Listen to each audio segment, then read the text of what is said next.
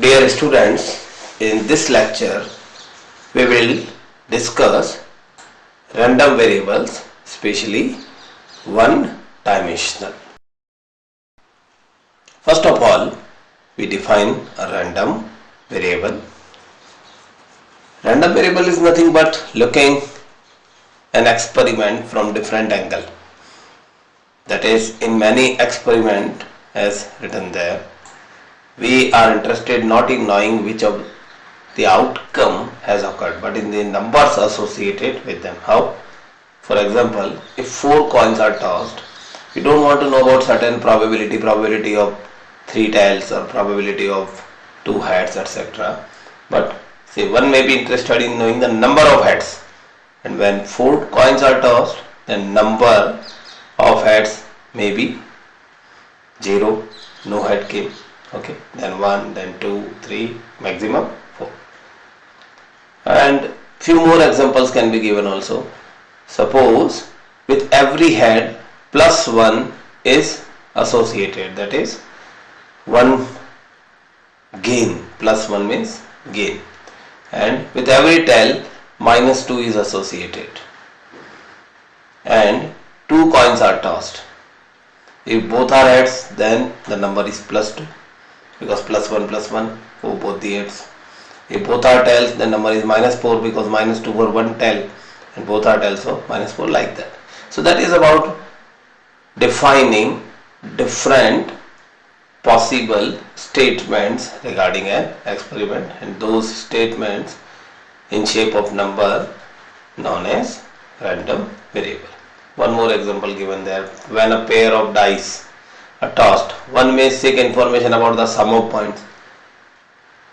Thus we associate a real number with each outcome of an experiment, and that real number is known as random variable. In other words, a variable whose value is determined by the outcome of a random experiment is called a random variable. It's the traditional kind of definition which we discussed practically in above examples. A random variable is also known as a chance variable or stochastic variable. When we talk about types of random variable, it may be of two types, discrete or continuous. Discrete random variable, which can be given integer values only if the random variable takes on the integer values, say 0, 1, 2, maybe negative values, negative integer, but only integer value. It's known as DRV in short, discrete random variable. There are certain examples given for it. See, the number of printing mistakes in each page of a book are countable. There may be 10 mistakes, 12 mistakes. We can't say 5 to 7 mistakes. By clean observation, the number of mistakes in each page of a book can be counted as integers. Number of students in a class, we can't say 57.3, it's maybe 57, maybe 58, so it's integer. Continuous random variable, that is, if the random variable takes values within a certain interval, then the random variable is called a continuous random variable, CRV, continuous random variable. Examples are given as height of a person.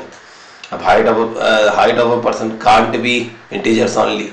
5.7 feet, that's not integer. Okay, so height of a person may be integer, may not be integer in a certain range. So we can say a continuous random variable is associated with that.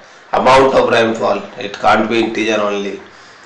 It can be 3.1 inch, 2.1 centimeter. That is, non-integer values are obviously possible there on a rainy day in a rainy season. So that is one more example given. Interval x belongs to R, where x lies between 0 to 1. So it's 0 to 1 open interval. All values between 0 and 1 are included here in this interval. That means obviously a non-integer case. So a continuous random variable can be associated with that. So that is about especially one-dimensional random variable. Then there are two types, discrete and continuous. Now we discuss about several problems regarding one-dimensional discrete random variable. Initially, question number 1, a random variable has the following probability distribution values of x, that is is first row is about the value of random variable, which is shown by integer 0, 1, 2, 3, 4, 5, 6, 7. That's why a discrete random variable can easily be verified from there. Then there are concerned probabilities. When random variable is 0, probability is 0. When random variable's value is 1, its probability is k, and etc. 3 parts are to be solved by us. Part 1, find value of that constant k. Part 2, where we have to evaluate probability when x is lying between 3 and 6, especially it's equal to 6 also. And part C is a conditional probability. P 1.5 less than x less than 4.5 is in numerator divided by x greater than 2. So denominator already occurred, and then probability of occurrence of numerator. First of all, part A, for solving part A, we copied that given table, and then we know that sum of probabilities for a particular reference or experiment must be 1. So sum of 0, k, 2k, 2k, 3k, k square, 2k square, and 7k square plus k must be 1. And by doing that, a quadratic equation in k is obtained, which is solved with two values of k minus 1 and 1 by 10. And we know that k can't be minus 1, because for this option we may have negative probability. Say if k is minus 1, then probability is minus 1, minus 2, which is not possible, because probability can be greater than equals to 0 and finally less than equals to 1 also. So for this choice of k, it is not possible to have this particular inequality. That's why we drop this, and finally there is only one possible option for k, that is 1 by 10. Solution of part A. In next slide we will discuss solution of part B and C, keeping that value k equals to 1 by 10 in mind with that table. Now part B, where we have to find probability P 3 less than x less than equals to 6, and x is greater than 3, so it may be P4, then plus P5, and equals to 6 means plus 6, all P6, all three probabilities are to be added, and from that initial table value of P4, 5 and 6 are given as 3k, k square, 2k square, and it is simplified as 3k square plus 3k. We know that k is 1 by 10, substituting that value of k, finally it is 33 by 100. Then part C, that conditional probability. We know that formula PA upon B is PA intersection B upon PB. So it's P A intersection B means intersection of this part 1.5 less than x less than 4.5, as you can see there, with x greater than 2. And if you mix these two intervals, their common interval will be between 2 to 4.5 open. That is using simple set theory, and that's divided by px less than equals to 2 as per that step. And if it's between 2 and 4.5, then it's sum of px equals to 3 and px equals to 4 divided by that px greater than 2. And px greater than 2 means sum of px equals to 3 plus 4 plus 5 plus 6 plus 7.